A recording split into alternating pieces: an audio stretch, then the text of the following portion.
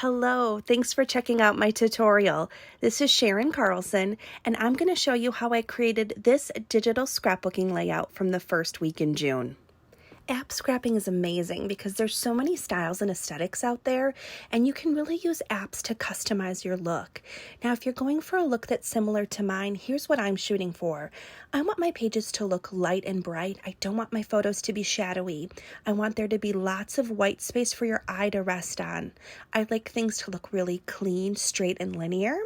I like each of my pages to feel cohesive with the next, and of course, plenty of photos on my pages. Today's tutorial is going to be broken down into 3 different parts to help you achieve a look like this: the design formula, my design principles, and then I'll walk you through the process. Probably 99% of the pages you see me share follow this exact formula. In a 12 by 12 layout, I like to do 6 story pockets, 1 journaling pocket, and 1 filler pocket. Those 6 story pockets are filled with layered templates so that I can add plenty of photos and design elements onto my pages. Then my journaling pocket tells the story of any photos that don't already have a journaling element on them. And then lastly, I've got a filler pocket. This is where I like to tie it all together by pulling in colors or design elements that pull from the rest of the page. There are certain things I do on all my pages to get that light, linear, and packed with photos look. And they're second nature to me now, but I've listed them for you here in case you want to achieve a similar look. So the first thing is to really make sure you add white space, and borders are the easiest way to do that. I also like to make sure that when I'm journaling, I always use the same font on all my pages in all the same size to create that consistency. And then when it comes to selecting my photos, I'm making sure they're not repetitive. I'm not putting on the same photo but from a slightly different angle. The next thing I do is number 4. I like to make sure my photos are not hazy or gloomy, so I edit and brighten all of my photos before scrapbooking them. I use a preset in Lightroom Mobile that I purchased from Light and Airy Photographer. They are a little bit pricey, but I get a ton of use out of them, but certainly you can edit your photos however you prefer to get that light and bright look. Now that we've got our photos sorted, let's talk next about number 5. I like to limit the number of designers that I purchase digital scrapbooking kits from. For one, it saves me money. It also saves me time and keeps my stash in check. And then overall, my pages look more cohesive as a result. My go-to designers are Ellie Edwards, Paislee Press, and In a Creative Bubble. What you're seeing here is some sample kits from Ellie Edwards, and you can see these 4 different kits are very cohesive. These are part of her Digital Stories by the Month collection, where she releases a kit every month, year over year, and those monthly kits carry the same color scheme. So it's really easy to create cohesive pages. These are the June kits, and then when I'm making my June pages, I pull from all 4 of these kits, and all of my elements tie together really nicely. If you want to create pages that are super similar to mine, just know that probably 80% of the design elements you see on my pages are from Ellie Edwards. Now, the other trick I use is number 7. Layered templates from Paislee Press. That's how I'm getting all of those photos into each of the pockets, and Paislee Press is my go-to for layered PSD files. She sells a number of different kits in different configurations, and they are all available on thelilypad.com. And these are great because they are highly configurable. So you can purchase a template, but then you can customize it, change the shape of the box, remove the design elements, and add your own design elements. So they are super flexible and versatile for creating templates for your 3x4 and 4x6 pockets. The last design principle that I rely on is that I like to check my work as I go, always looking for balance. I want to make sure that I have balance when it comes to where I've placed my journaling, the number of colors I've used, as well as the design elements.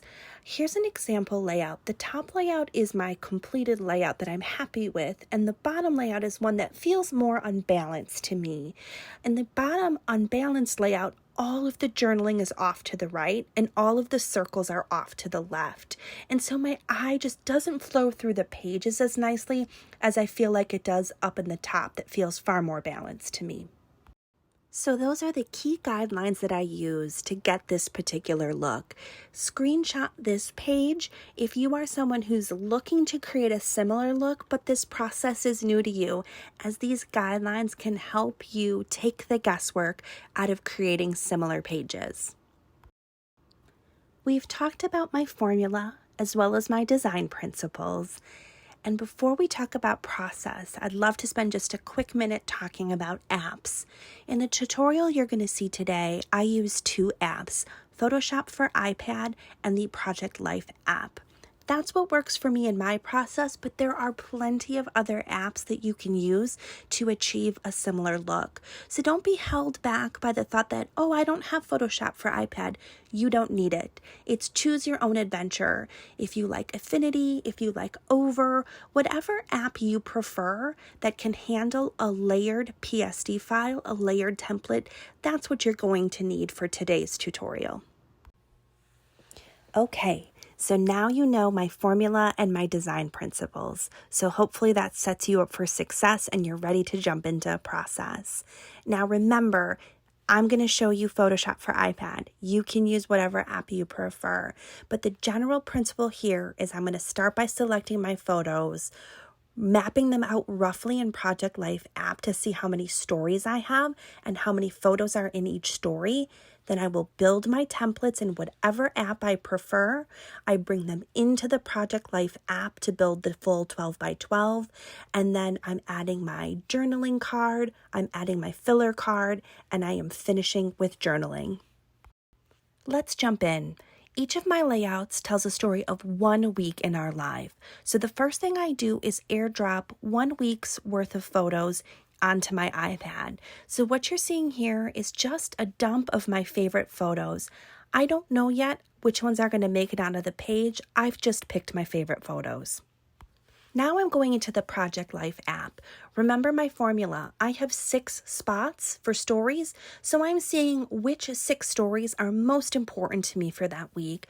I'm looking back at my pictures and I'm roughly mapping out, oh, this story will go in this pocket, and now in the next pocket I will tell this story. And I'm only choosing one photo from each story and putting it in there as a placeholder, so I know that spot will tell that particular story. Some weeks have more than 6 stories, and so I have to ask myself a couple of questions. What stories are going to be the most important to me to remember years from now? Or are there any stories that make sense to combine together? Alternatively, some weeks have less than 6 stories, and then I can spread one event or one story across multiple pockets. Now I've got my 6 stories identified, and it's time for me to start creating my layered templates. I start off in Photoshop for iPad looking at templates that I've already completed. It's easiest and fastest for me if I take a design I already like, duplicate it, and just replace the photo. So that's what I'm doing here. I'm taking my May cover photo and recreating it as my June cover photo. You've heard me mention a few times that I like my pages to be cohesive, and repetition is one of the ways I like to do that. So for example here, this cover photo that I used in May, I repeat the structure in the first photo for every month. So now I'm doing my June cover photo. Because this is not a Photoshop for iPad tutorial, I'm going to speed things up here and show you conceptually what I do, but not how I actually do it in Photoshop for iPad. So once I have my photo or photos placed into my layered template and I clip them and get them situated where I like them, then the next thing I focus on is adding embellishments. Again, I like things to really coordinate, so I'm pulling from those Allie Edwards Stories by the Month kits, and I'm making sure that whatever elements I add, that they are colored to the colors that match that month's kit. Once I'm happy with my completed layered template, that's when I export it onto my iPad, come back into the Project Life app, and open it and place it into the pocket where it's going to stay. Then I can start thinking about filling up some of my other pockets. This is typically when I like to add in my journaling card and my filler or design card. So it gives me a sense of how the page is starting to shape up and helps me think about what colors I'm already using and what additional colors I want to add onto some of my other templates. Once I've added in my filler card and my journaling card, that's when I start to have a sense for the color scheme that's developing here. So really you're seeing blues, greens, and oranges. The next thing I'm doing is making sure that things have a border. This is how I get that airy look that's filled with plenty of white space. So I'm back in Photoshop for iPad. I opened up a 3x4 template, one that has a nice chunky border, and I am adding my filler card onto this template so that it has a nice thick border. I'm exporting it and then I'll bring it back into the Project Life app where I'll load it up into its pocket, and there it is, nicely placed with a border. Now I'm ready to work on my next 4x6 pocket. I'm starting by looking back in my photos. I need a refresher on how many pictures I have associated with this story. And it looks like I brought over 3 photos from this story.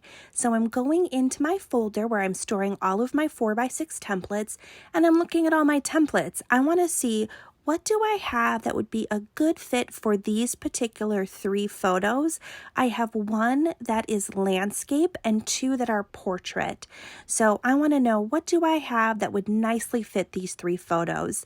Sometimes I don't have quite what I'm looking for here in my templates, but another place I can go is just back to Photoshop in general. I might have done something similar to this in the past where the boxes are already the right shape for me. So then I go back into my previous collection and I'm looking for, what's something I've modified for myself that has the right shapes for the layout I'm trying to create. Sometimes I end up copying a template and reusing it.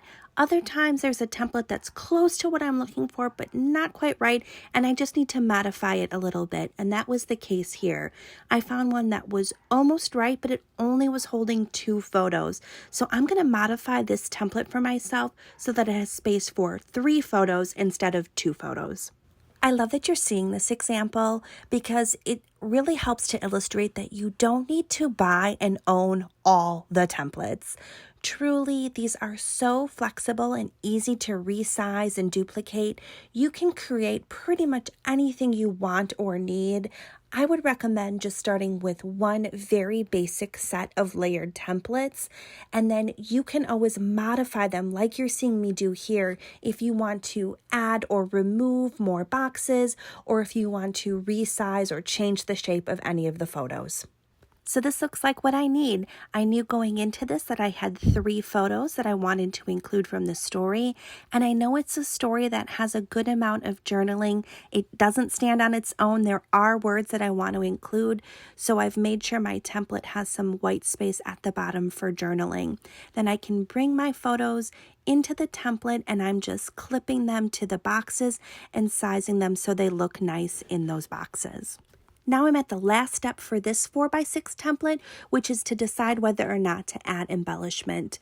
Now this one is pretty roomy. I've got some nice white space at the bottom, so I am going to go ahead and add a little embellishment here. So I'm checking out my stash first, then bringing an embellishment into the template, finishing it up, and then what I'll do is I will export it and bring it into the Project Life app.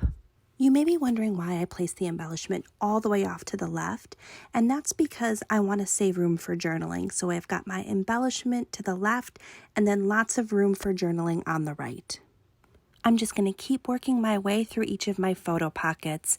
So my next pocket is one of the 3x4 pockets, and it's the one with the photo of the peony in it. Now I know I only have 1 photo for this template, and in fact typically when I'm doing a 3x4, I'm usually only doing 1, maybe 2 photos in a 3x4 pocket. Here I'm going to show you another technique you can use, which is to use a journaling card rather than a layered template. So what I've done here is I've opened up a 3x4 journaling card from Allie Edwards. This is not a layered template yet, but I'm turning it into one. I've added a copy of my photo and distorted it a bit just so it's the size of what I want the photo to clip to. And then I'm adding a second copy of my photo on top and clipping it. So now my photo is perfectly fit onto this journaling card that wasn't previously a layered template, but now it very nicely holds a photo for me. Now I have my photo nicely placed onto this journaling card with a white border. However, this journaling card did not come from my kit, so it doesn't match the colors I'm going for. So my last step is to adjust the colors so it matches my color scheme, and then I can export it and bring it into the Project Life app. On the 3x4 card with the photo of my peony, I made a conscious choice not to include room for journaling. That photo plus the card itself make it pretty self-explanatory. But now, as I'm moving on to my next 3x4, it's a photo of my son, and I only have one photo from this event, so I'm looking for a 3x4 card that has room for one photo plus room for some journaling. I found something I already like that I can just repeat from my existing collection, so I've duplicated it, but then added in my new photo. I've got some nice space here on the bottom, so what I'm hoping to be able to do here is to add some type of very small embellishment plus save room at the very bottom for some journaling. I'll add my embellishment, export this, and then bring it into the Project Life app. But the funny thing is that while I was working on this, I was in my folder of school embellishments and realized I have some better embellishments that I can actually use on that field trip 4x6 template. So the next thing I'm going to do is actually make some adjustments to that template. This is a good example for you of how I like to check my design as I go and be open to changes and iterations. So I am just checking a couple different embellishments that I actually think have a better message to them. So I'm bringing them in and playing with them here a little bit.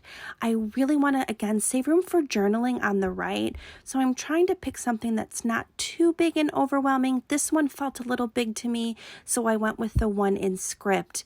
I really like the message it conveys, plus I still have room for journaling. Now I'm into my bottom row of pockets, and I have 2 4x6s yet to complete.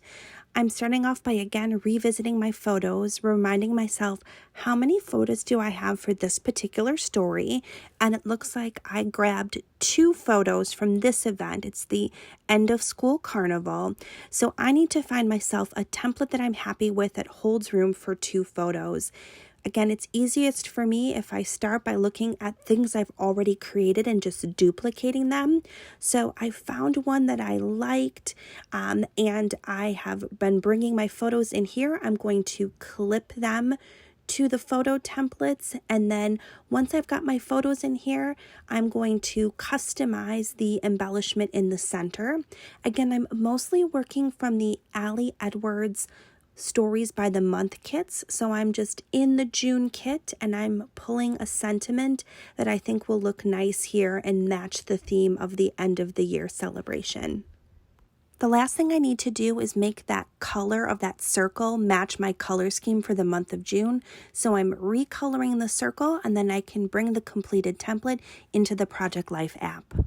Once I had it into the pocket, that yellow was sticking out to me like a sore thumb. I was mostly using blues, greens, and oranges, and that yellow was just bright, so it didn't feel balanced, and it wasn't repeated anywhere else on the layout. So I knew the right thing to do to make it feel balanced for me was to pick a shade that I had already used in another embellishment. So I reopened the page, and I found an peachy orange color that better coordinated with the colors I was already using, so it complemented the overall layout rather than standing out so much. We've made it to the last 4x6 pocket. So of course I'm starting, as I always do, by checking my photos, checking how many pictures I have for this story. I only have one photo, so I am looking for a template that holds one 4x6 photo, and it's a landscape mode.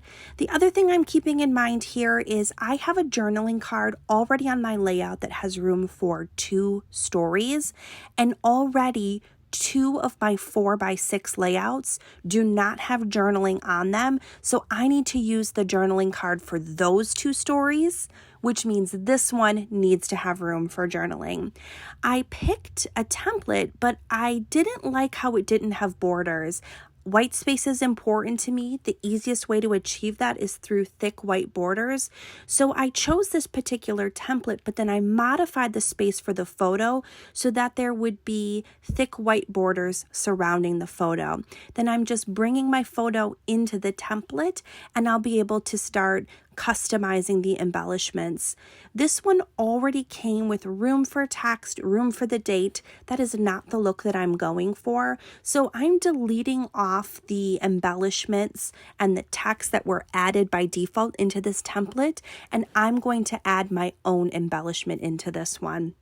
Now, this is a really good example for you here of a way that digital scrapbooking makes your embellishments super customizable. I am looking for something that tells the story of our summer interns at work, and I couldn't find anything that had quite the right sentiment, but I did find something that was pretty close. And so what I was able to do was bring in one of Allie's handwritten embellishments and then erase and condense part of it so that it meets my needs and has the right sentiment.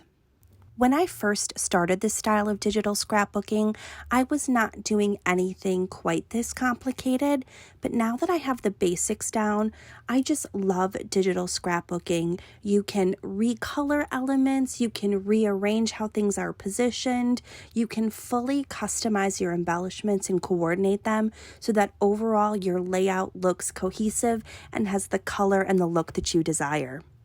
Okay, so I'm happy with this template. I can export it and then fill the pocket in the Project Life app. I've got all of my pockets filled now, so I'm just doing a quick once over. I want to make sure it feels balanced, nothing is sticking out, that my journaling is spread all over the page, because my next step is going to be to go in and to start typing in my journaling. When I journal, I'm choosing one font, one color, and one size for the whole year, because I create books that are printed annually and I like the whole book to feel consistent with the text. So I just check my font, check my size, change the color to black, and start my journaling. Now, the Project Life app is not the best in terms of typing journaling. It doesn't autocorrect your spelling. It's a little bit difficult from a formatting perspective, but I've kind of stuck with it because sometimes I do use journaling cards from the app itself, and I like the font to be consistent. TBD if I keep doing that next year. But at the very least, what I do like to do is at least make sure the font, the size, and the color are all consistent. Once the journaling is done, this 12 by 12 layout is complete. Thank you so much for watching along and doing a little bit of a scrapbook with me tutorial. I am happy to answer any questions, so feel welcome to reach out with those. Thank you and have a great day.